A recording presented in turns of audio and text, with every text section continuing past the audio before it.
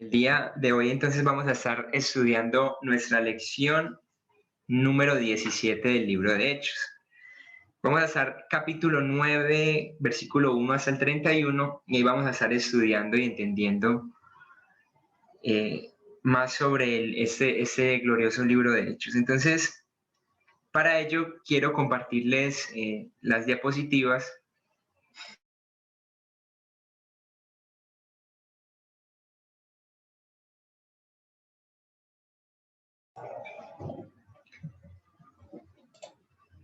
Y como les había dicho, entonces vamos a estar acá en la lección 17.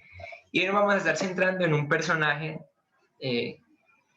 llamado Pablo, creo que muy conocido por nosotros, muy mencionado, este apóstol Pablo.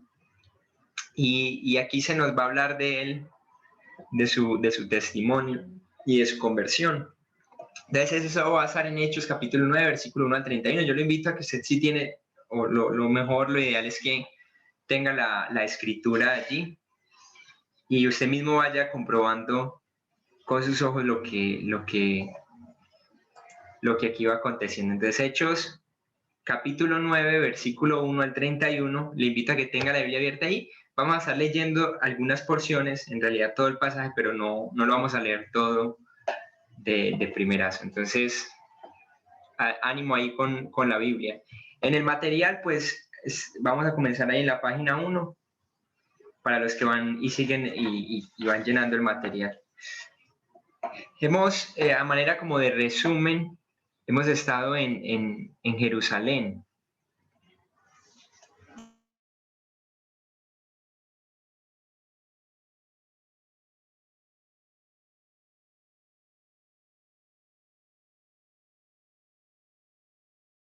Hemos estado en Jerusalén, luego saltamos a los hechos que se dieron en Galilea, Judea y Samaria.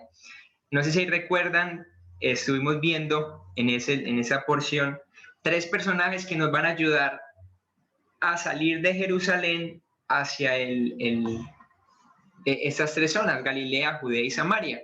Y hablamos de ellos a manera de repaso, esas 3 personas destacadas. La primera, si alguien se anima a decirlo, está en el capítulo 6, versículo 8. Miren, traten de asociarlo en su mente. Yo estuve estos días haciendo el ejercicio. Bueno, capítulo 6 nos va a hablar de un personaje llamado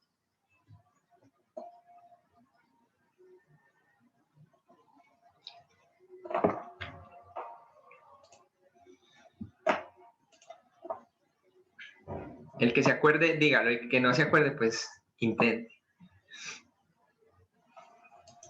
Esteban. Ok, un personaje llamado Esteban. Capítulo 6, versículo 8.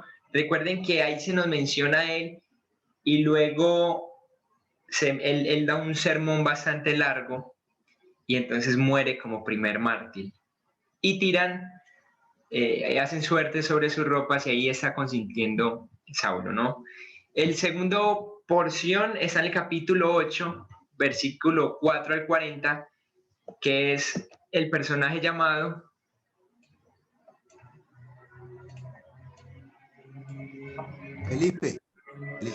Felipe.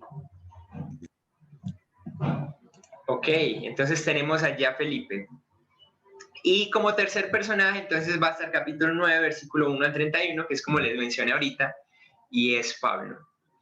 El día de hoy vamos a estar centrando entonces nuestra atención en él. Y vamos a comprender qué significa que Pablo, o qué parte tuvo Pablo en ese avance del Evangelio, que fue bastante grande, ¿no?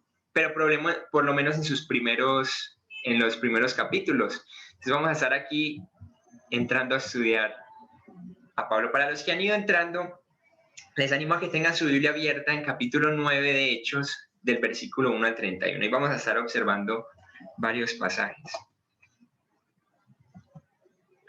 Ahora, los primeros 9 versículos nos relatan la conversión de Pablo, o antes conocido, para que de pronto no se vayan a confundir los que no lo han visto antes conocido como Saulo.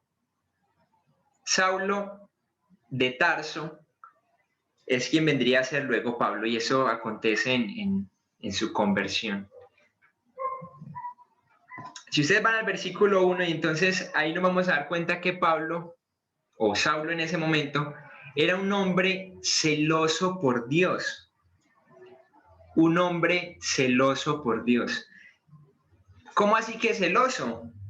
Bueno, es muy interesante que Pablo, bueno, en ese momento Saulo, tenía un interés extremo o extremado hacia Dios o por Dios. Recuerden, aún, y eso es importante que lo tengan presente, aún él no conocía acerca de Jesús. Aún él era de los que perseguía a la iglesia. Entonces, era un hombre que tenía un gran celo por Dios, que tenía un interés extremado por Dios, que tenía un cuidado extremado por Dios. Tenía diligencia hacia Dios, por las cosas de Dios. Se esmeraba fuertemente por las cosas de Dios. Ese era Saulo. Es decir, Saulo no era diríamos, un pagano, alguien que servía yo qué sé, a dioses griegos o cosas de ese tipo. No, era un hombre celoso por Dios. Tengan eso ahí presente. Ahora bien, el versículo 1, si usted va ahí en Hechos en su Biblia, capítulo 9, versículo 1, dice que Saulo, respirando aún amenazas y muerte contra los discípulos del Señor. Ahora, para comprender este versículo, es importante pensarlo desde la perspectiva de Pablo. ¿Listo? Es decir, normalmente nosotros tenemos a ver todo desde nuestra óptica, pero para Pablo, y les lanzo esta pregunta, ¿ustedes quiénes creen que para Pablo, quién eran los creyentes en Jesús? Yo creo que pronto eran una amenaza para él, o él los vería como unos fanáticos, como los enemigos de él directamente. Ok, los veía como una amenaza. Gracias, Víctor, muy interesante tu comentario. Los veía como una amenaza y quizás podríamos decir que hasta generarían algo de envidia. Es muy interesante el punto. ¿Qué más creen ustedes que para Saulo en ese momento eran los creyentes? ¿Qué significaba para él un grupo de personas que empezó a profesar de un tal Jesús? Tenía que... Sí, dale. Herejes, blasfemos, estaban blasfemando el nombre de Dios. Interesante. Gracias, Eli. Porque Lady. Se ha sabido... Ah, Lady. Ve, yo vi por aquí Camilo. Ah, no, sí. Gracias, Avita. Le estaba dando el crédito a otra persona. Camilo, bro. Pues obviamente, como lo dijo Víctor, una amenaza, pero yo creo que también esa amenaza de unos personajes sin estudio, de unos personajes sin preparación como teológica, o viéndolo desde la perspectiva de él, porque él mismo después lo dice que él era fariseo, pero de pura cepa y seguidor de la ley, pero a la perfección, pues, o a la raya. Entonces, ver unos personajes que casi que con la misma intensidad de él, pero sin ese bagaje o sin esa historia o sin ese estudio que él profesaba. Muy importante esa perspectiva. Gracias, Camilo. Es que miren, dice que respirando amenazas y muerte. Hay otra versión, me va a tocar salirme aquí un poquito porque lo tengo por acá. Una versión más dice en ese versículo, permítanme les leo. Dice que mientras tanto Saulo pronunciaba amenazas en cada palabra y estaba ansioso por matar a los los seguidores, es decir, a los cristianos. Estaba deseoso de matarlos. Entonces, para uno llegar a ese punto es porque los creyentes significaban algo feo para él. Le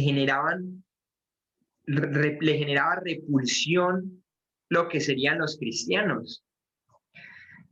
Las respuestas que ustedes han dado son muy interesantes. Yo tengo una acá que se acerca un poco a lo que Lady decía, y es que ellos eran herejes que se habían apartado del judaísmo ortodoxo. Juancito. Hola, buenas noches. Hola. Creo que los veía como enemigos porque estaban haciendo lo contrario a lo que la ley decía. Entonces, eso para Saulo, perdón, me imagino que era un golpe en el ojo, una pedrada en el ojo, porque decía, pues, esto es porque hacen lo contrario a la ley y tienen tantos seguidores y están creciendo y pues, aparte de eso, veíamos el testimonio de que ellos vendían todo lo que tenían y lo repartían por partes iguales entre la iglesia. Entonces, era algo muy contrario para lo que eran los principios de Saulo. Ok, muchas gracias, Juancito. Y claro, entonces eran vistos por Saulo como tal con gran odio. Yo no estoy puesto a pensar en lo que significaría usted estar amenazando, ¿no? Amenazar. Y venga, usted hace eso y yo lo mato. Y según este versículo dice que estaba deseoso en cierto modo de matar cristianos. Porque eran herejes. Y ahora vamos a entender un poco más esto, que se habían apartado del judaísmo ortodoxo, es decir, eran torcidos, lo voy a decir en palabras de primera carta de Anderson a la iglesia en Bello. Eran torcidos, eran personas que estaban cogiendo todo lo que se había creído del judaísmo y se estaban torciendo. Miren lo delicado de esto, les voy a mostrar un comentario que me llamó mucho la atención. Dice, sus compatriotas judíos para él abandonaron el glorioso, ojo a esto, monoteísmo en el que los habían educado. Esto era delicado para un judío, porque el judío hasta el día de hoy, o el ortodoxo, dice, solo hay un Dios. Y se basan en los versículos, si no sé mal, que están por allá si mal no me acuerdo, en Deuteronomio, ¿cierto? Jehová nuestro Dios, Jehová uno solo es, no hay nadie más, Él es único.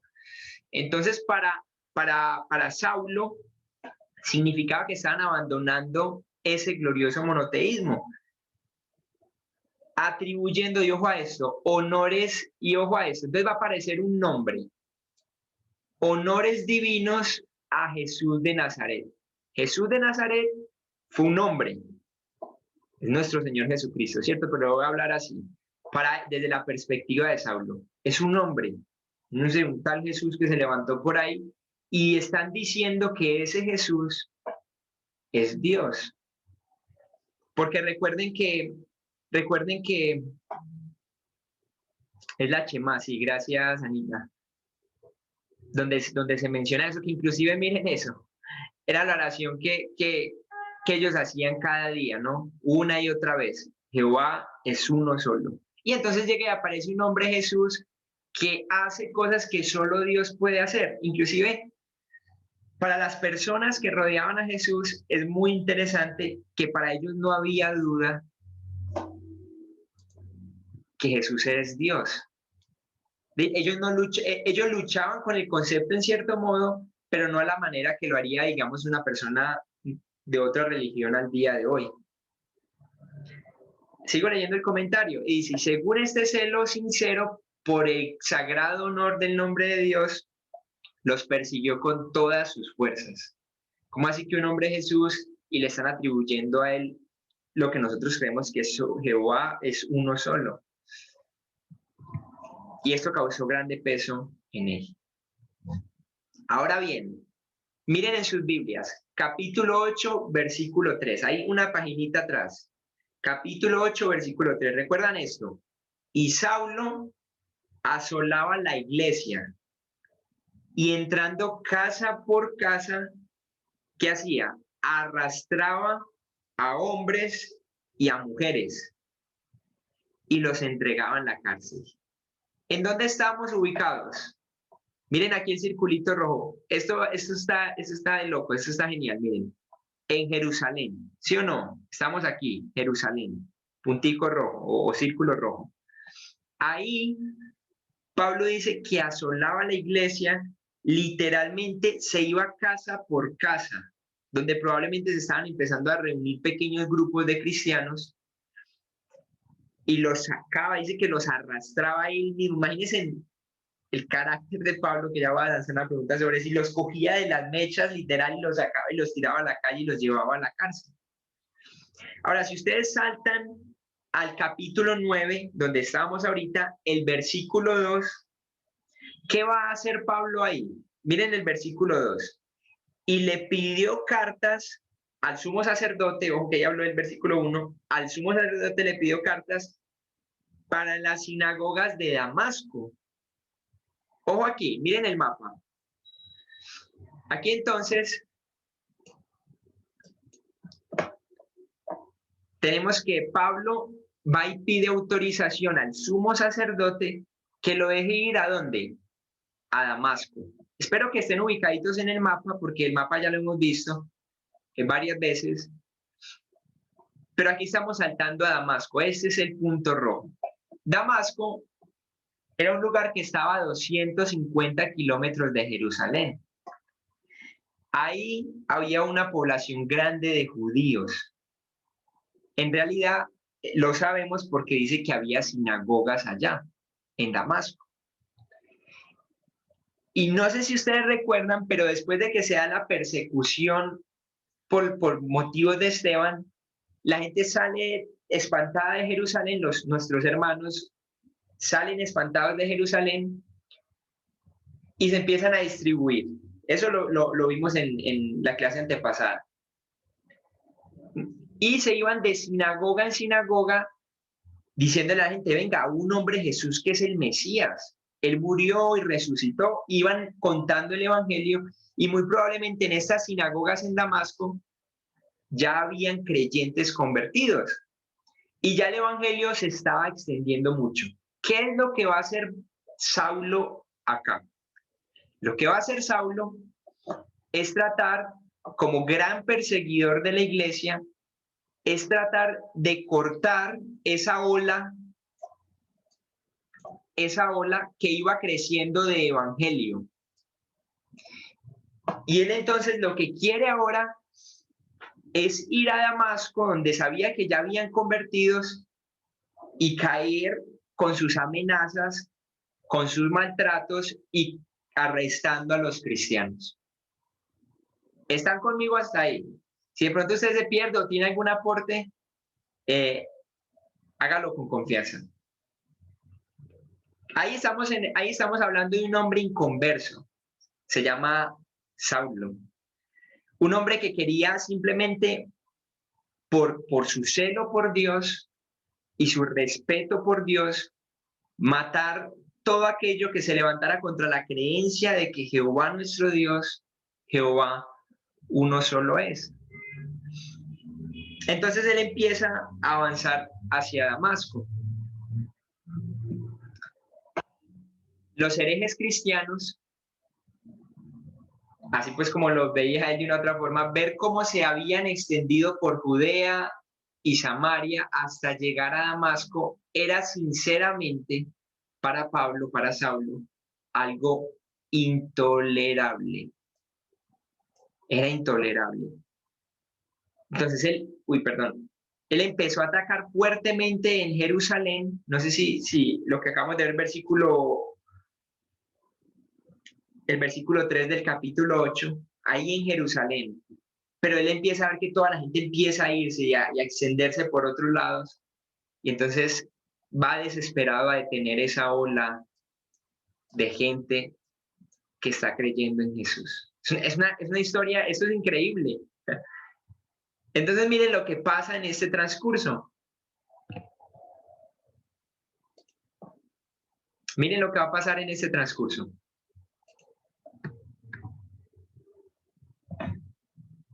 Dice que Pablo, respirando aún amenazas y muerte. Yo quiero, en cierto modo, enfatizar un poco este versículo, porque este versículo nos va a narrar, nos va a decir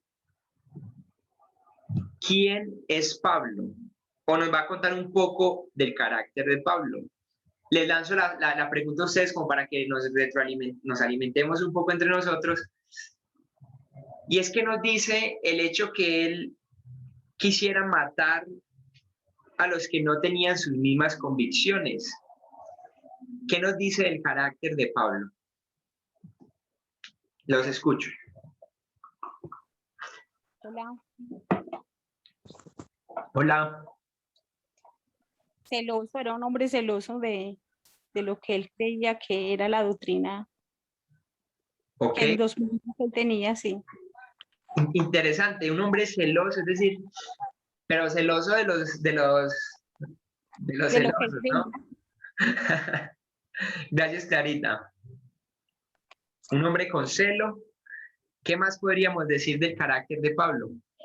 Ander, un hombre Dale, Ley. muy apasionado. Ok. Voy a anotar por aquí esa palabra. Un hombre muy, muy apasionado. Saben que cuando pensamos en la palabra apasionado, yo pienso en, bueno, como hombre pienso en cuando la selección Colombia hace un gol para pasar al Mundial y simplemente me desprendo de todo y me centro en eso y lo exalto a tal punto de decir, no, es que esto es increíble, ¿no? Y apasionado tiene que ver con muchas cosas, pero es interesante esa palabra. Gracias, Avita. Iba a hablar alguien más por allí. Ander, yo pues como una suposición, o sea, hasta donde sé y lo que vos nos has comentado de que Pablo era un hombre muy letrado, muy estudiado, sabía mucho acerca de la cultura y el cuento de los griegos. Entonces yo supongo que de pronto él en medio de ese conocer y ese saber que él tenía acerca de esa cultura, de pronto podía tener algo de soberbia en cuanto a sus conocimientos y su entendimiento de la ley. Entonces, yo supongo que de pronto él tenía, porque a veces sabemos que en el mundo, cuando usted cree eso, sos muy inteligente, entonces hay un cierto orgullo o recelo, así digamos que no lo tenemos, pero de pronto en el conocimiento y en ese saber de esa multiculturalidad que había de esa época, de pronto él pudo haber sentido también algo de pasión y recelo por ese conocimiento que él tenía de pronto acerca de la ley. Entonces creo que de pronto de su entendimiento, no hablo de sabiduría, sino de su entendimiento, de su conocimiento, de pronto tenía un poquito de enaltecimiento o soberbia en su corazón. Y yo creo, Víctor, que más que un poquito, no, total. Él era, inclusive miren que él como creyente, si no estoy mal por allá en Filipenses, si no me falla la memoria, él dice, no, pues si hubiera algo de que porfiarme, yo tengo con qué porfiarme, pues yo tengo de qué vanagloriarme. Y empieza a narrar una señora lista de cosas de lo que él era. Muy probablemente, ahí ya estamos hablando de Pablo convertido, pero muy probablemente antes de convertirse, él cañaba de eso, con ciudadanía romana, y podía exaltarse por todo eso y tener ese orgullo. Me gustó mucho una palabra que usaste ahí, y es soberbia. Entonces, miren lo que es Pablo, lo que es Saulo, voy a decirlo así hasta que se convierta, lo que es Saulo. Un hombre prepotente, quizás soberbio, porque para uno llegar al punto de matar a otro o de consentir en la muerte de otro y estar agradado por eso, de amenazar a otro, es porque tenés un carácter fuertísimo. Coger y acercársele, agarrarlo, que es probablemente de las mechas del cabello, arrastrarlo y gritarle, y si seguís hablando de ese tal Jesús, es que te vamos a matar y te vamos a quitar la vida. Tenés que tener un carácter soberbio, pero también una razón y una pasión para hacerlo. Entonces, Pablo, aquí lo tengo en pantalla, tenía un carácter fuerte, de esto no tengan duda. Tenía un carácter bastante fuerte. Y quizás podríamos pensar en ello. ¿Se acuerdan que él se peleó con alguien, con uno de los apóstoles? O tuvo... Por ahí dicen que a Ana María le gusta el carácter de Pablo. ¿Se acuerdan que él se peleó con alguien? ¿Sí se recuerdan con quién? Con Pedro. Con Pedro. Y Pedro también tiene fama de ser, ¿qué? Explosivo. Recuerden esto. Es decir, o sea que el problemita ahí que hubo fue un problema de dos amiguitos que amaban a Jesús. De dos titanes, perdón. De dos titanes, total. Era el encuentro de dos titanes del Evangelio, pero dos tipos que amaban a Jesús con todo su ser, que ambos estarían ya dispuestos a morir por Jesús, pero ambos chocaron fuertísimo y la Biblia nos narra acerca de eso. Entonces Pablo tenía ese carácter fuerte, tenía un celo por Dios, que es lo que nos decía ahorita Clarita. Algo, ojo a esto aquí, atención, algo que Dios usaría en los años venideros de ministerio. Porque una vez sus convicciones fueran transformadas, él las iba a abrazar de la misma manera que lo abrazaba en este momento. Es interesante que en la iglesia hay todo tipo de caracteres. Hay el que es más sensible, el que es más fuerte en su carácter, el que simplemente escucha y es ahí apacible. Y hay muchos tipos de caracteres. No sé si usted se ha puesto a pensar por qué Dios no, en su plan de transformación, no incluyó cambiar el carácter de todo el mundo a un carácter dócil y suavecito, sino que Dios permite la diferencia de caracteres en su pueblo, no siendo eso pecado. El hecho que fuera un carácter fuerte no significa que eso sea pecado o que tenga un carácter débil. Ahora llega el glorioso momento, un hombre impactado por Cristo. Aquí sí quisiera pedirle a cualquier persona que quiera leer el versículo 3 al 7 del capítulo 9 del libro de Hechos. Capítulo 9, versículo 3 al 7.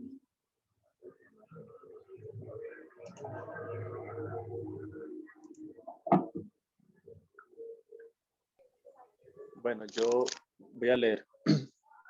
Dice aquí: mas yendo por el camino, aconteció que al llegar cerca de Damasco, repentinamente le rodeó un resplandor de luz del cielo, y cayendo en tierra oyó una voz que le decía: Saulo, Saulo, ¿por qué me persigues?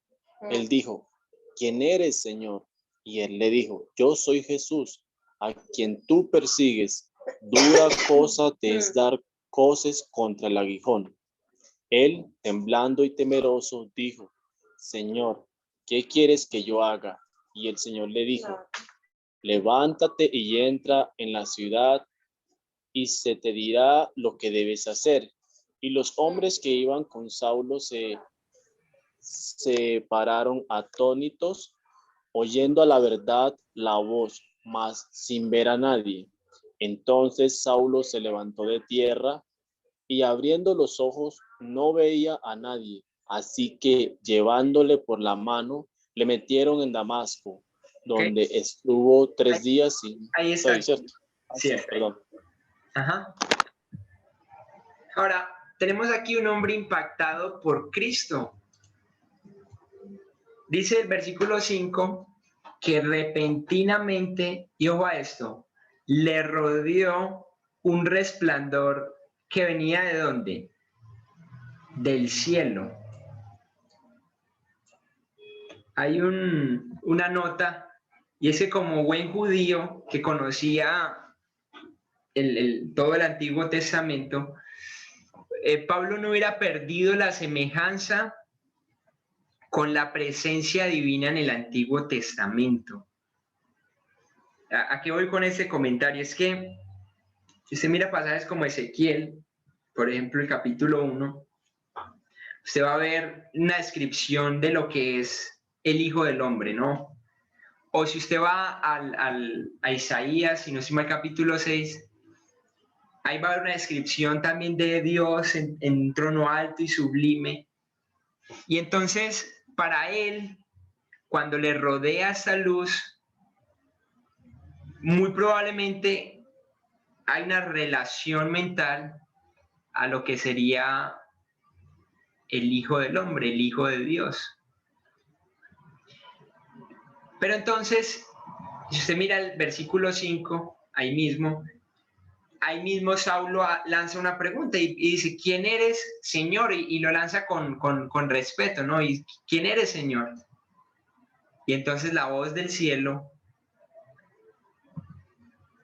le dice, yo soy Jesús. O acá. Eso es muy, muy importante. ¿A quién estaba persiguiendo él? A personas que seguían a un tal Jesús. Él estaba persiguiendo a personas que decían que Jesús, que un tal hijo de una virgen, que un tal hijo de un carpintero, que era un carpintero él también, dice que era el Mesías. Eso es lo que él pensaba. Y él iba detrás de esa gente diciendo, qué gente tan ignorante. ¿Cómo van a decir que ese hombre es Dios? ¿Cómo van a decir que ese hombre Jesús es que tenía poder para perdonar pecados? ¿Cómo me van a decir a mí que ese tal Jesús resucitó de entre los muertos? Y que está vivo y dice que a la diestra de Dios. Porque él lo vio de Esteban. ¿Sí se acuerdan? Que Esteban empezó a mirar el cielo y decir, ve, ahorita veo a Jesús sentado a la diestra, luego a la diestra de Dios Padre, ¿no? Que está ahí. Entonces él vio eso. Y entonces le rodea un resplandor de luz fuerte, tan fuerte, que él cae al piso. Recuerden que esto pasó muchas veces en la Escritura, en el Antiguo Testamento, cuando personas se encontraban con la presencia de Dios, inmediatamente caían al piso, como muertos. Y entonces él lanza una pregunta a esa luz y a ese resplandor, y en toda su confusión pregunta, venga, ¿y quién es usted, Señor? Y ojo ahí, del cielo, de donde el mismo Esteban, no sé si lo recuerdan, había visto y había dicho, veo a Jesús con el Padre. Y entonces de allá mismo, de toda la gloria de Dios, Jesús a su diestra, dice que salió una voz y le dijo, ¿sabe que yo soy Jesús? Y luego para afirmarle un poco le dice, a quien tú persigues. La persona entonces que Pablo había rechazado como el Mesías, le hablaba directamente del cielo.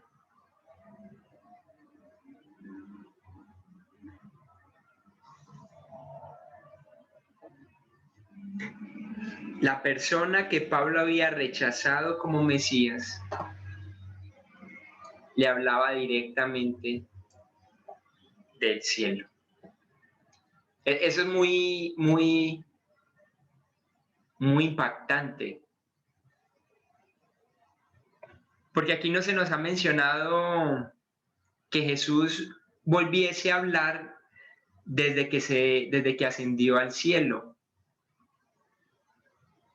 Y aquí habla directamente. Inclusive los que tienen la Biblia que subraya en rojito cuando Jesús habla, aquí la deberían de marcar, ¿cierto? Cuando dice, yo soy Jesús. Y entonces llega el momento decisivo. Pablo en ese instante reconoció que Jesús era el Mesías. Y pasa lo que tiene que pasar.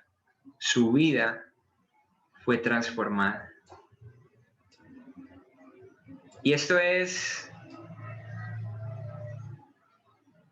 algo que a mí me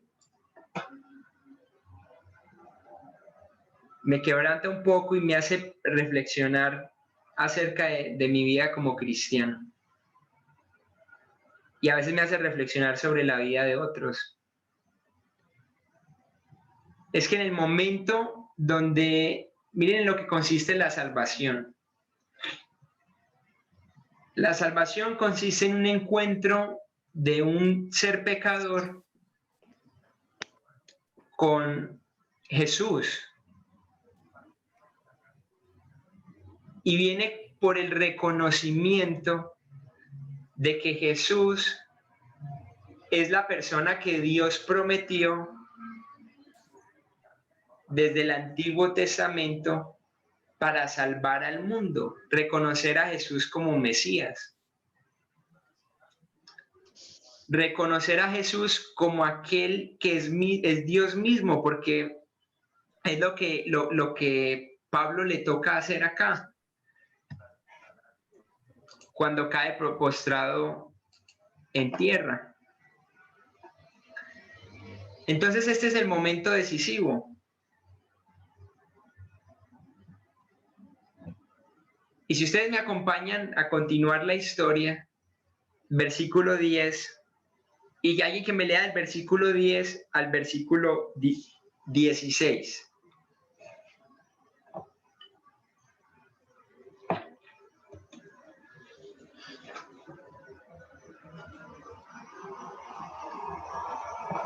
Dale, Johnny.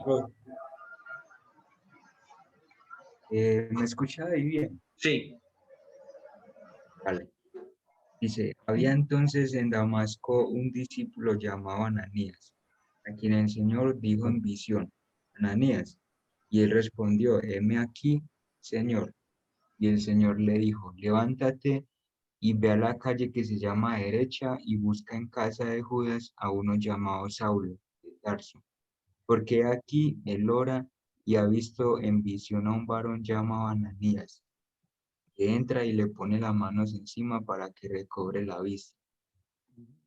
Entonces Ananías respondió, Señor, he oído de muchos acerca de este hombre, cuántos males ha hecho a tus santos en Jerusalén, y aún aquí tiene autoridad de los principales sacerdotes para prender a todos los que invocan tu nombre.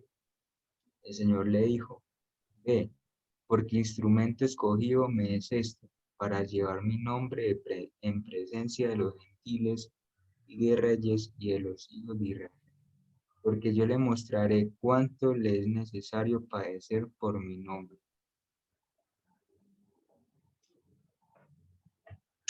Ok. ¿Dónde estamos? ¿En qué parte del mapa estamos? Recuerden, Saulo había pedido cartas acá en Jerusalén, que era la capital judía, religiosa de los judíos, y ahí pidió al sumo sacerdote cartas para ir y arrestar y amenazar a los creyentes que estaban en las sinagogas en Damasco, los que creían en Jesús. Él quería frenar esa oleada de evangelio que se iba extendiendo rápidamente. ¿Dónde estaba él en ese momento donde acabamos de leer cuando dice que le rodeó un resplandor de luz? Bueno, camino a Damasco, no sabemos exactamente el lugar, pero sí sabemos que estaba yendo hacia Damasco, probablemente estaba cerca a Damasco ya, a la ciudad. Voy a avanzar, quería hacer eso para que vieran otra vez el mapa porque se me hace importante. Y ahí en Damasco, ahí donde les señalé, había un hombre llamado Ananías. Ananías ya era discípulo de Jesús. ya seguía a Jesús, decía, Jesús es el Salvador del mundo, y tenía una relación con Dios a través de Jesús. A ese Ananías se le aparece Dios en una visión, y eso es clave, ¿no? Para que le escuchara, Cristo apareció personalmente a Pablo, camino a Damasco, pero Dios también utilizó a un agente humano para darle su comisión. Entonces, la única forma de que este hombre empedernido en matar cristianos entrara en razón es Jesús mismo yendo y no, me le voy a aparecer. Y se le aparece Jesús mismo, y Pablo es uno de los que experimentó este hecho, que Jesús le hablara de esa manera. Pero también se hizo necesario un agente humano que le iba a decir, bueno, ¿qué hay que hacer? Y aparece entonces Ananías.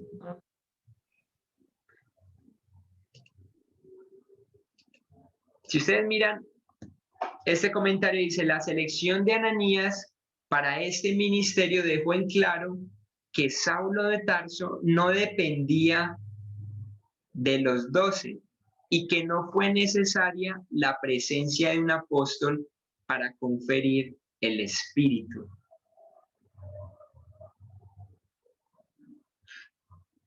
¿A qué voy con esto? Es que recuerden que en los personajes que hemos ido viendo, el Espíritu Santo vino y venía de una forma especial, y inclusive por ahí Pedro van y imponen manos, y las personas en Samaria, digamos, también recibieron el Evangelio por imposición de manos. Pero esto nos demuestra que Saulo, quien después en ese momento ya sería Pablo, tenía algo especial y tenía un llamado especial para la fundación de la iglesia, al igual que los apóstoles.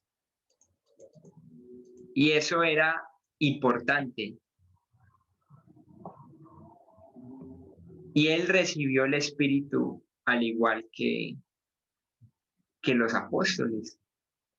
Hay dos aspectos especiales de su comisión que quisiera que viéramos, y están en el versículo 15 y 16. Si ustedes van al versículo 15... Anderson. Hola. Perdón, o sea que a él no lo bautizaron ni le impusieron las manos, ninguno. No, si mira el versículo 17.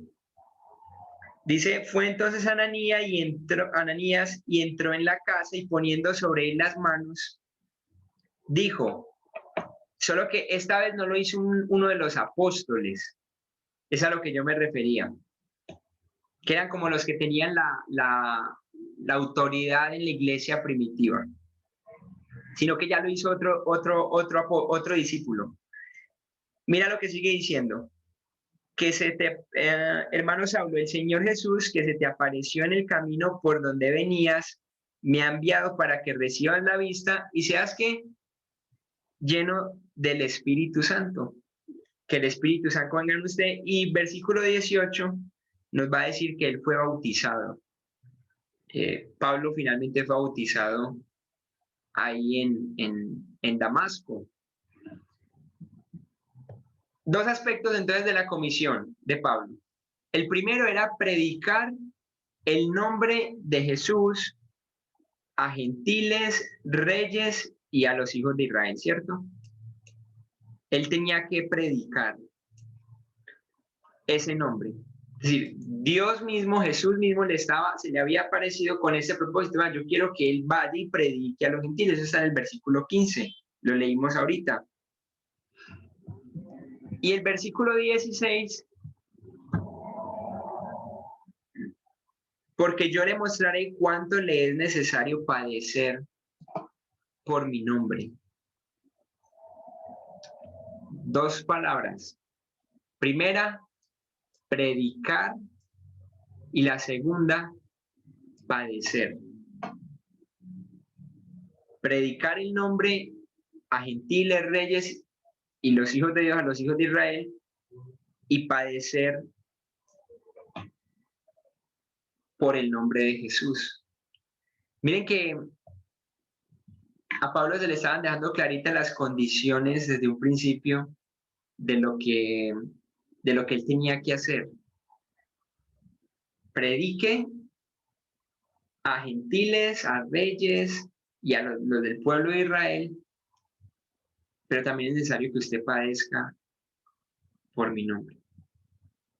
Y este va a ser el resumen desde el principio hasta el fin de lo que fue el ministerio de Pablo. Recuerden que él ahí comienza, incluso ya lo vamos a ver, inmediatamente comienza a enseñar en el nombre de Jesús y termina sus días padeciendo, y todo el recorrido es igual, pero padeciendo y predicando el nombre de Jesús.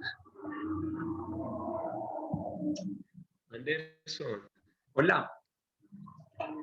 yo quisiera pues como agregar algo ahí, de pronto se sale un poco de lo que vos decís, pero cuando vos decías que Pablo padecía también acerca, pues no solamente por el tema del predicar y sobre su fe, sino que también hoy me llamó la atención una enseñanza que escuché y yo no lo sabía, yo no recordaba, y Pablo no solamente padeció a causa de eso, sino que por ejemplo en Corintios se habla, en Corintios 12:7 habla acerca de que Pablo decía que, lo voy a leer literal, dice: me fue dado un aguijón en mi carne, un mensajero de Satanás que me abofeteó para que no me enaltezca sobremanera. O sea, en lo que trata de decir es que Pablo también sufrió y tuvo una enfermedad en su cuerpo, que de una u otra manera también lo aguijonaba. O sea, no solamente a causa de su fe, pero él también fue una persona que tuvo enfermedad. Incluso en ese del versículo 7 al 10 habla, lo voy a leer. Y en el 9 dice: y me ha dicho, bástame mi gracia, porque mi poder se perfecciona en la debilidad. A buena gana me gloriaré más bien en mis debilidades, para que repose sobre mí el poder de Cristo. Y en él les dice: por amor a Cristo me gozo en las debilidades, en las ofensas, en las necesidades, en las persecuciones. Pablo también padeció un aguijón. Y ahí cuando dice aguijón se refiere en cuanto a la enfermedad. Es una persona que fue enferma y aún así él le daba la gloria al Señor en medio de su enfermedad. Entonces, es otra cosa que también me parece que valía la pena pues como agregarla. Disculpad. Gracias, Víctor. Juan. Sí, quería era pues decir que quizás es muy apresurado decir que era enfermedad porque como tal bíblicamente no lo registra, ¿no?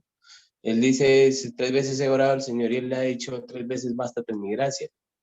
Entonces, sí pasó por quebrantos, obviamente es indudable, y como creyente lo experimentamos nosotros en nuestras propias vidas, pasamos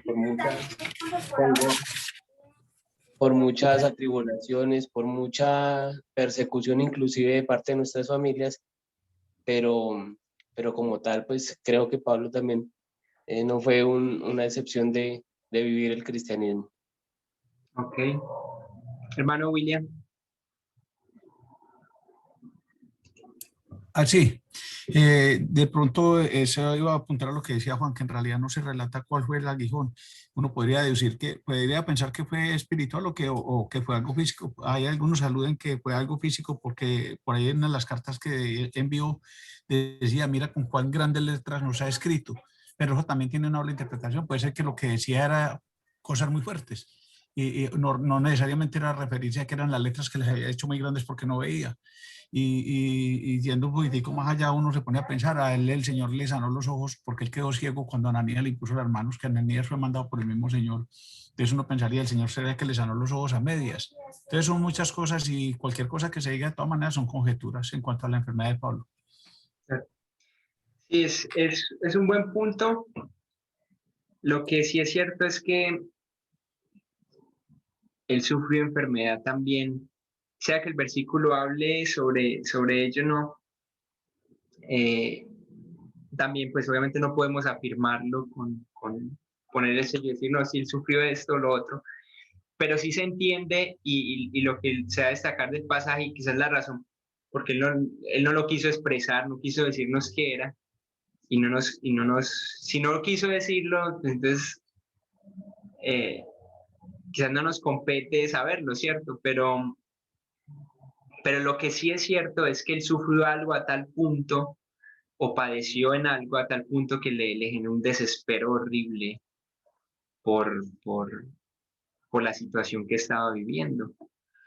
Entonces, sí, y no quiero que pierdan la vista de él, es que su comisión consistió en esas dos cosas: padecimiento, y vaya y predique el Evangelio. Vamos a avanzar un poco al ministerio temprano del Señor Jesús. Anderson. De Pablo. Hola, William. No, Fabián. Fabi. Es que tengo una mano aquí. Pena, mano. Ya. Lo que pasa es que cuando habla de aguijón en la carne, para que él no se sublevara, yo creo que de pronto Pablo sí era muy orgulloso. Antes de, pues Saulo era como muy orgulloso. Ya. Y Dios lo puso ese aguijón como para que se mantuviera humilde, no sé, se me ocurre pues. Y de pronto durante todo su ministerio tuvo ese aguijón que le recordaba mantenerlo en mansedumbre, porque como él era también de un carácter muy fuerte, claro. Entonces, claro. Es lo que yo pensaba. La verdad, para él era algo tan vergonzoso decir que no lo dijo, y tengan eso presente. Porque él simplemente hubiera podido escribir ahí: tengo un problema con esto y Dios lo ha usado para esto y lo otro. Pero no lo hizo así. Lo que nos enseña eso cuando alguien lo escribe así, es que el enfoque no está en lo que él estaba sufriendo, en el aguijón, sino en lo que generaba el aguijón en él, que era ser consciente que era un hombre débil, un hombre carne y hueso como nosotros. Y eso nos habla mucho de lo que fue el ministerio de Pablo, que fue un ministerio que no fue emprendido en el poder de la carne o por las habilidades humanas, sino por el poder del Espíritu y en los méritos finalmente del Espíritu. Entonces, démoslo ahí y véanlo así, ¿no? Aquí el punto es, si el mismo Pablo no lo quiso conferir y no quiso decir: vea, es que tengo este problema con esto, a nosotros tampoco nos debería competir tratar de sacarle las palabras a la mala al pobre Pablo. ¿Qué pasó en el... Anderson. Sí, Pablo. Sí, uno no puede coger, por ejemplo, cosas y traerlas a suposiciones. Digamos, una de las partes donde uno ve a Pablo con una debilidad bien grande es en Romanos 7, ¿cierto? Y era un problema que él tenía, pero lo manifiesta allí y no podíamos decir, acomodarlo a otra cosa, sino de que, como tú estás diciendo, y tenemos que tener muy claro eso, es lo que estamos hablando, las dos prioridades fundamentales del ministerio de Pablo. Esas dos predicar y padecer. Predicar ya, y padecer. Que ojalá nosotros lo hagamos. Luchas muestra muchas Pablo en la palabra. Ahí me asombra mucho la queja de Pablo cuando él termina diciendo: pero doy gracias a Dios por Jesucristo. Ajá, ya, hermano. Listo, sí, no, quería como hacer ese aporte. Sí, es muy interesante porque ahí en Romanos él deja ver que su cuerpo hacía lo que él no quería, su carne hacía lo que él no quería. Hermano Raúl. Buenas noches, mis hermanitos, ¿cómo están? Bien, bien, Hermanito, bien.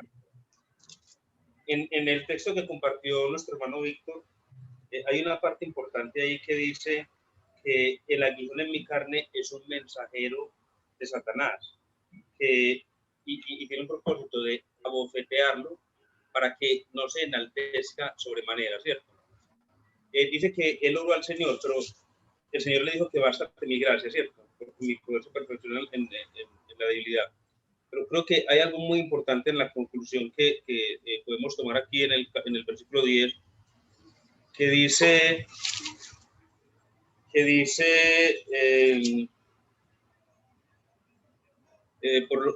por amor a Cristo, me gozo en las debilidades, en afrentas, necesidades, en persecuciones, angustias, porque cuando soy débil, entonces soy fuerte. Mire cómo empieza, me gozo, de lo que está hablando aquí el hermano Anderson.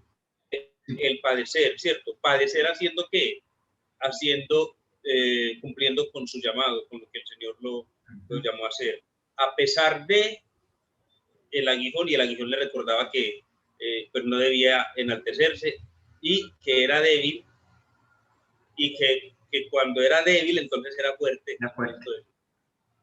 Interesante ese punto. Gracias, mi hermano Raúl. Ander, disculpa, pronto algo para agregar. Estoy de acuerdo con lo que dice el hermano Gerardo. Tratemos de no dar mucha vuelta en situaciones que se pueden convertir en casos hipotéticos. A veces podemos distorsionar las escrituras porque tal hermano dijo eso, tal hermano dijo lo otro. No, sigamos como vamos hasta donde la Biblia nos muestre y el Espíritu Santo nos revele, para así no especular y quedarnos allí, ¿no? Sí me entiende, hermano, lo digo pues con mucho amor y estoy de acuerdo con el hermano Gerardo, para que avancemos y simplemente entendamos el principio que queremos extraer de ahí, que es predicar, y eso va ligado al padecimiento, y pare de contar. Ministerio entonces temprano de Pablo, ¿qué fue lo recién convertido? ¿Qué fue lo que él empezó a hacer? Y eso va a estar en el versículo 20 al 31. Inclusive miren un poco de esto, y es que si ustedes comparan con Gálatas 1 y el capítulo 2, capítulo 1 y capítulo 1 y capítulo 2, es muy interesante que Lucas no quiso poner todo lo que hizo Pablo después de convertido. Solo seleccionó como unos pequeños fragmentos para incluir en el libro de Hechos. Recuerden, el enfoque de Lucas no es la vida de Pablo. A él no le interesa, en cierto modo, exaltar la vida de Pablo en ningún momento. Y por eso quizás no pone todo, sino que él va enfocado en una cosa: cómo se expandió el evangelio. Esa es su meta.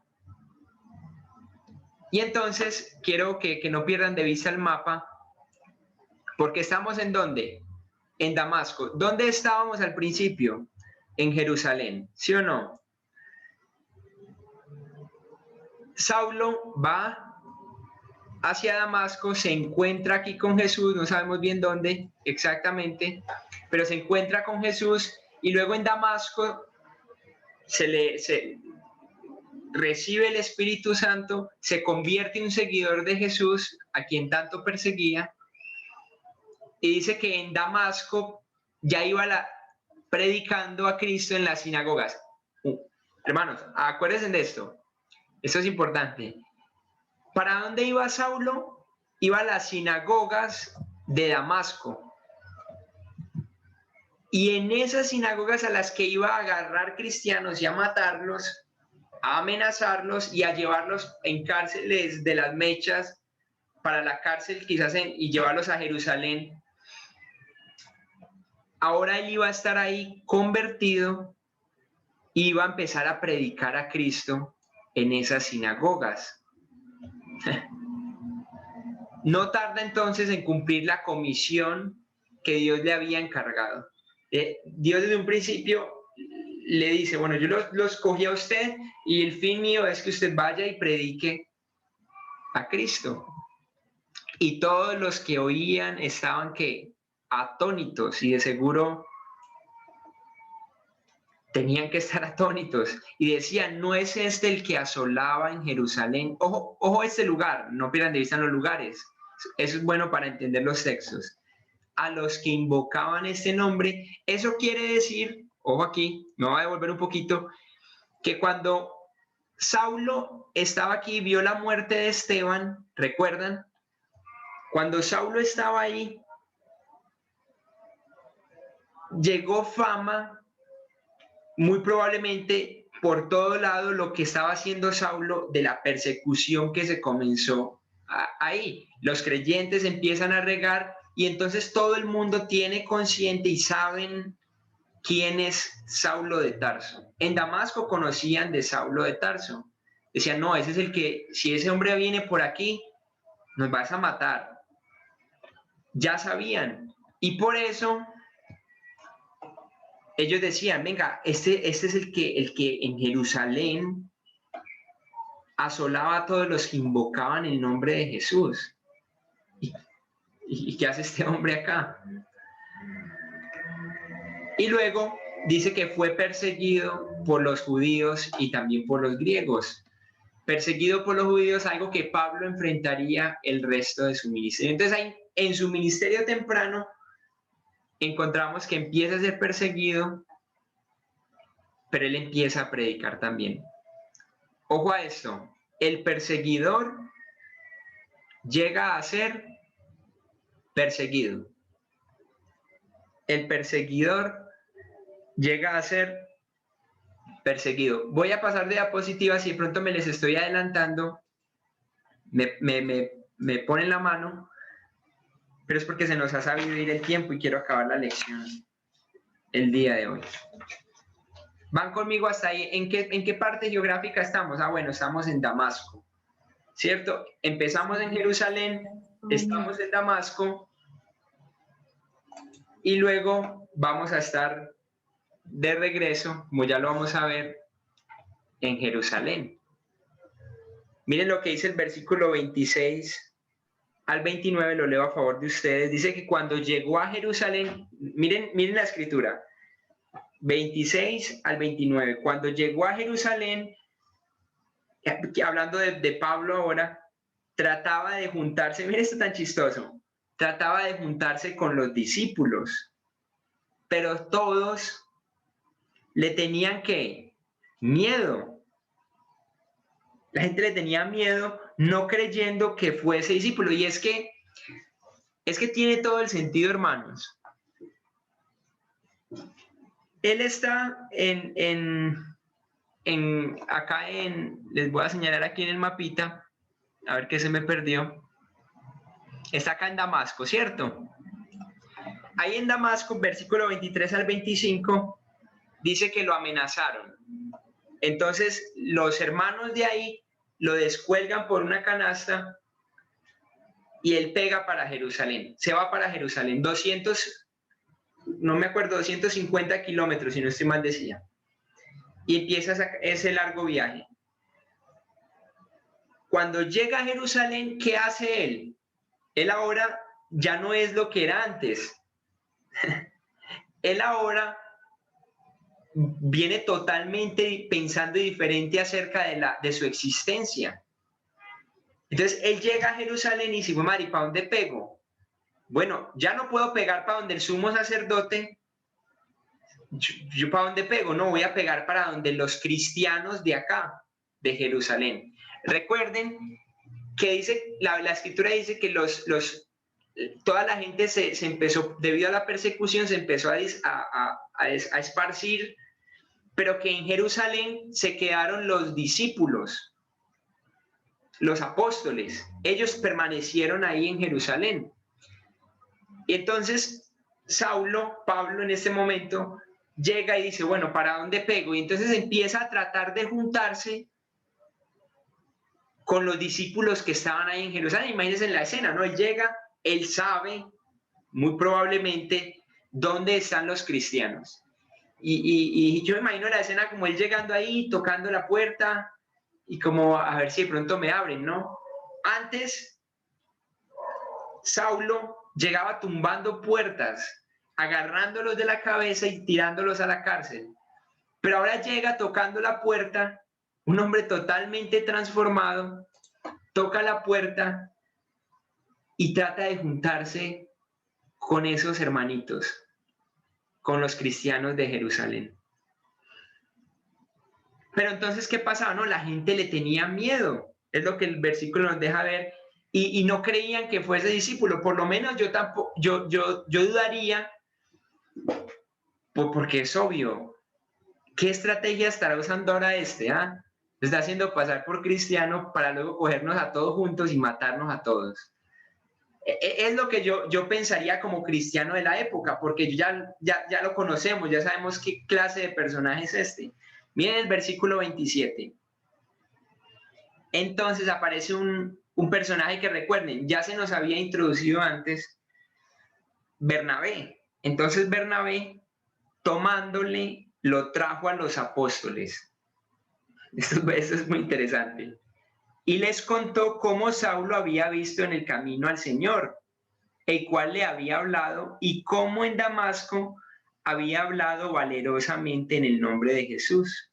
Y estaba con ellos, ¿en dónde? En Jerusalén. Y entraba y salía. Ojo aquí. Trataba de juntarse con los discípulos, pero entonces todos tenían miedo. Hasta ahí vamos, ¿sí o no? Entonces, qué bacano esto. Aparece Bernabé. ¿Recuerden quién era Bernabé? Váyanse en capítulo 6, donde aparece Esteban, si no estoy mal con él, y piensen un poco en que era un hombre lleno del Espíritu Santo, de buena fama entre el pueblo, de los cristianos. Bernabé se conoce como el hijo de consolación, el que viene, eso me gustó mucho, el que viene al lado de uno, que en cierto modo lo que significa la palabra consolador, paracletos, uno que camina al lado de alguien, ¿cierto? En este caso llega Bernabé. A mí me gustó mucho esto, porque es que todo el mundo tenía miedo y todo el mundo desconfiaba de este hombre.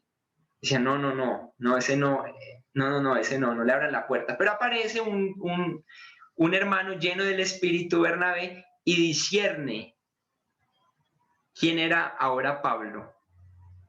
No se deja guiar por el miedo, sino que lo agarra y lo lleva a los apóstoles. Y no, venga. Él también recibió el Espíritu Santo. Bomba, noticia en el periódico de la época de los cristianos. Saulo de Tarso, quien mataba a cristianos, ahora es uno de nosotros. Ahora lucha con nosotros. Y la nota estructural que les dije ahorita, recuerden que lo hemos estado viendo, esto ya es más como de Lucas cuando escribe el libro, es que Lucas tiene la costumbre de introducir un personaje por ahí en el capítulo 4 y lo desarrolla más adelante, en los próximos capítulos. Con Esteban fue igual, capítulo 6, y lo desarrolla un poco más adelante, con Felipe igual, y con Pablo hace lo mismo. Es una forma en la que él presenta un personaje, lo ignora, lo deja ahí en remojo, y luego lo vuelve a retomar. Hace más interesante estos sus escritos. Versículo 29 dice que, les invito a leerlo porque es un muy buen versículo, capítulo 9, versículo 29, y hablaba denodadamente en el nombre del Señor. ¿Quién? Pablo.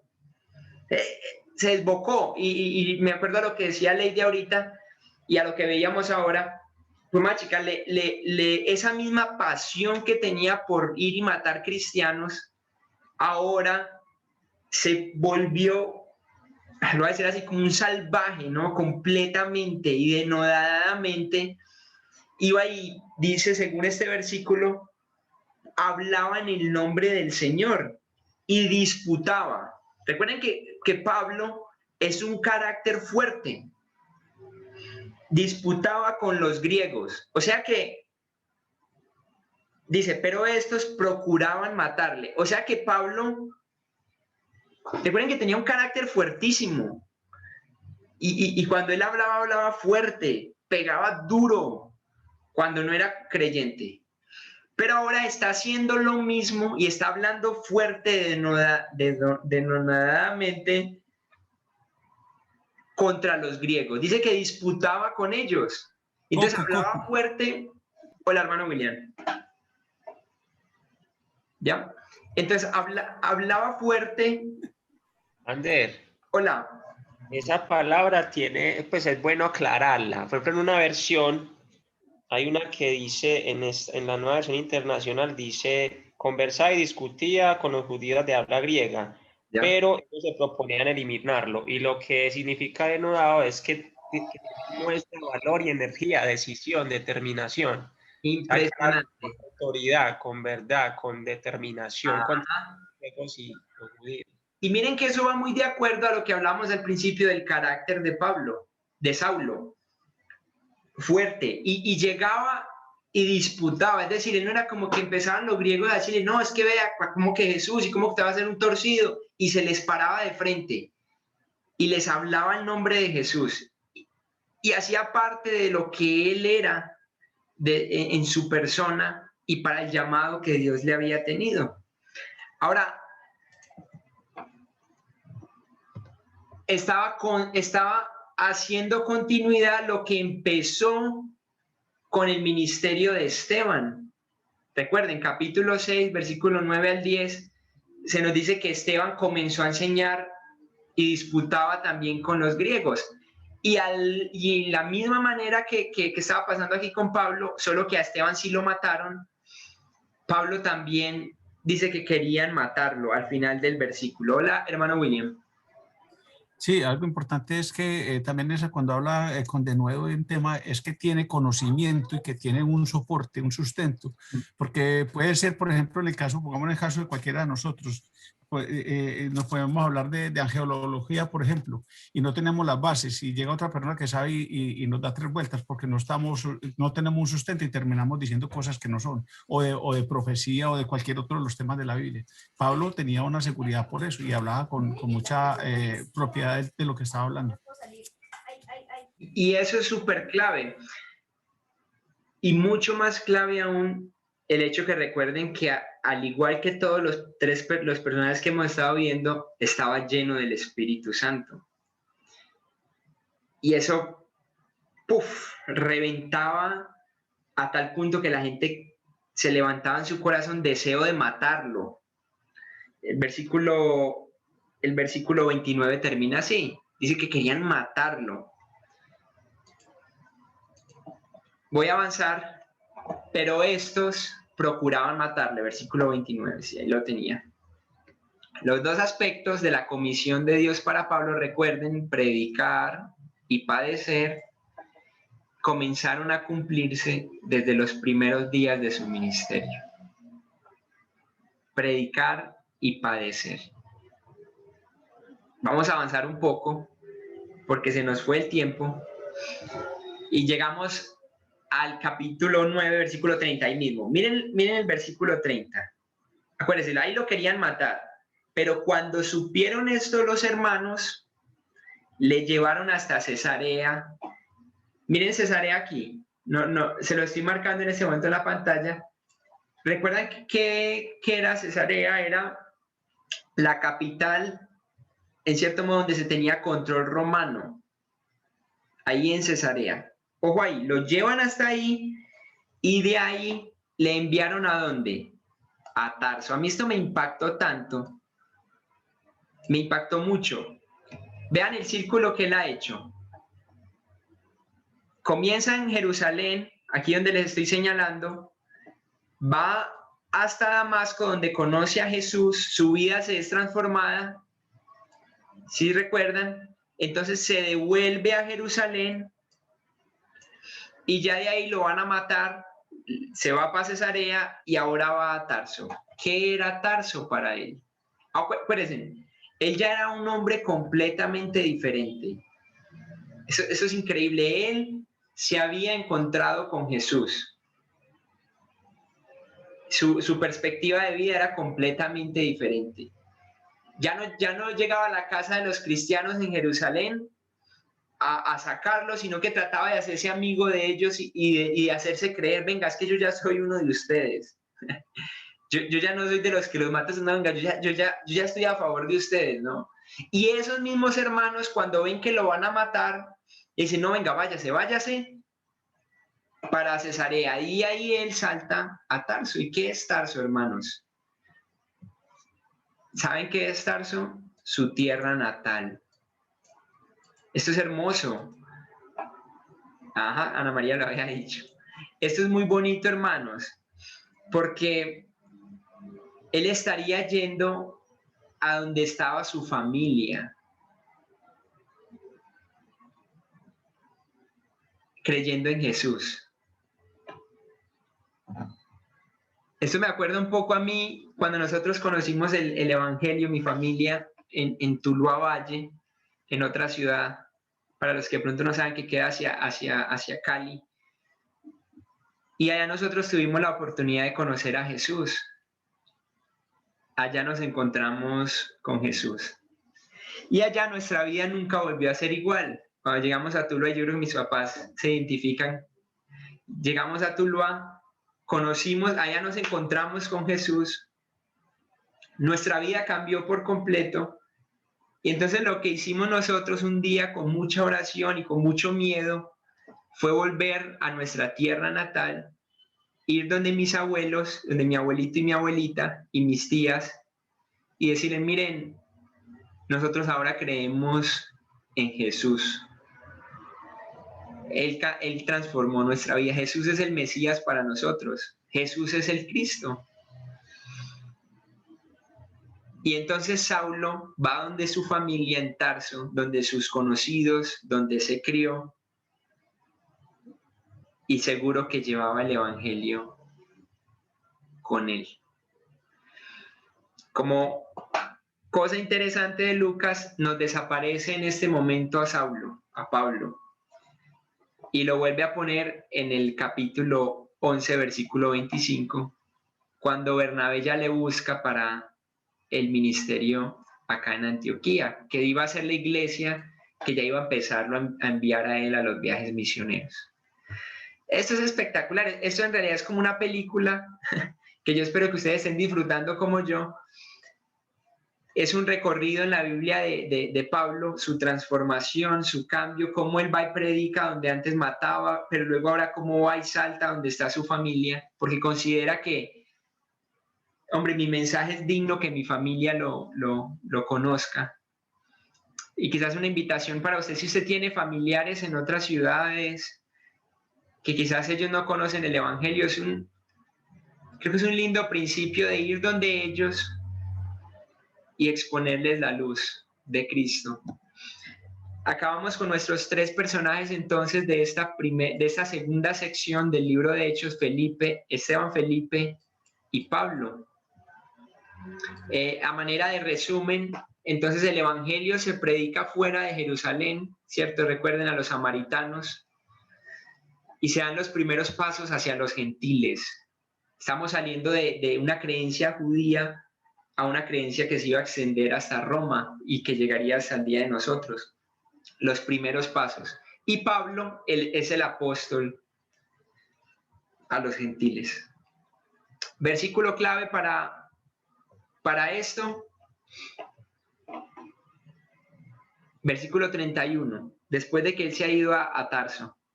Entonces las iglesias tenían paz, hermoso, por toda Judea, Galilea y Samaria. Hágame en esta. Y eran edificadas, andando en el temor del Señor, y se acrecentaban fortalecidos ojo a esto, tachemos esto porque esto no, fortalecidos por los discípulos.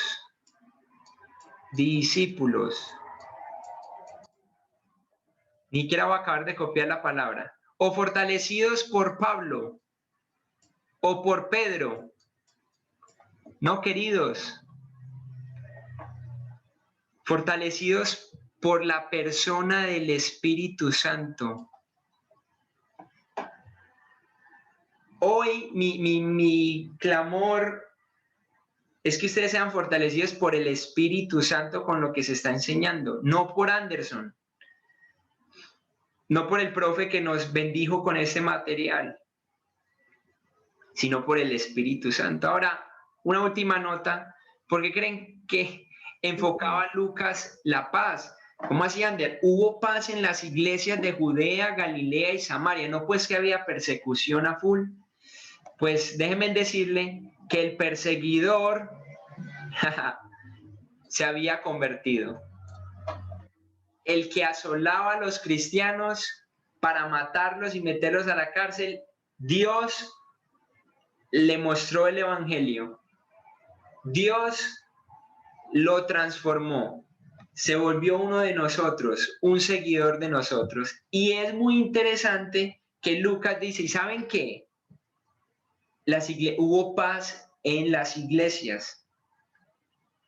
Podríamos hablar de paz espiritual, de paz en ellos, porque a pesar de que ellos tuvieron persecución, fueron personas que tenían paz y gozo.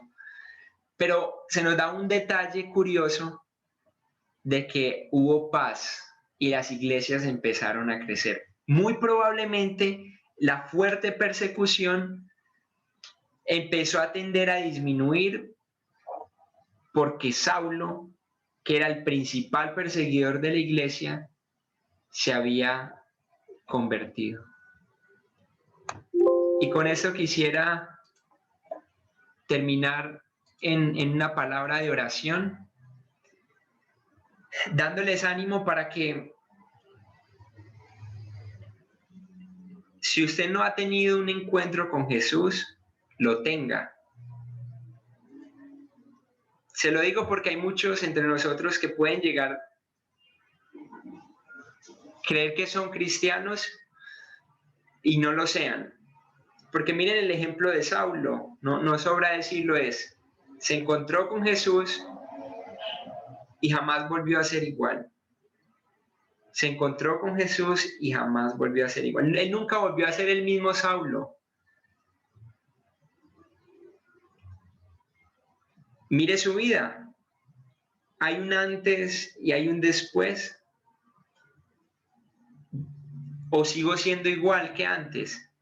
Si la respuesta suya no es que sabe que mi vida sigue siendo igual que antes, entonces usted no ha conocido a Jesús, usted no se ha encontrado con Jesús. Sea frío a la hora de pensar en eso, de pronto no se engañe a usted mismo. Saulo de Tarso mataba a cristianos, pero luego se convirtió al cristianismo. Vamos a orar, mis hermanos. Padre, gracias por el poder de tu evangelio,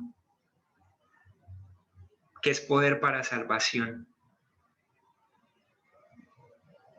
y transformación. Gracias por esa emocionante relato de nuestro hermano Pablo, su conversión, cómo a mi Padre me impacta mucho cómo de Damasco él se devuelve a Jerusalén, donde antes él destruía a los cristianos, pero ahora va y los busca y se junta a ellos y nadie le cree porque todo el mundo tiene miedo de él. Pero cómo tú le usas a él para dar testimonio a la gente en Jerusalén, a los cristianos, luego en su familia en Tarso. Oh Señor, de seguro nuestras vidas también han sido afectadas completamente por tu evangelio. Y nosotros también un día íbamos camino a Damasco, persiguiendo lo que este mundo, persiguiendo lo que tú amas, Señor Dios, en contra de tu santidad, en contra de lo que es correcto, en contra de tu nombre. Íbamos camino a Damasco y te nos apareciste, Señor. Y nuestra vida jamás, Señor, ha vuelto a ser igual. Hoy nuestro deseo, Señor, es al igual que Pablo, compartir tu palabra, así el precio sea padecimiento, ir a nuestra ciudad natal y compartir el evangelio con denuedo, con pasión, en el poder de tu espíritu antes que en nuestras fuerzas, para que haya salvación, Señor. Gracias por ese tiempo, por tu palabra, siempre edificante, siempre dulce a nuestro corazón. Te amamos y te glorificamos, Padre, en el nombre de Cristo Jesús. Amén.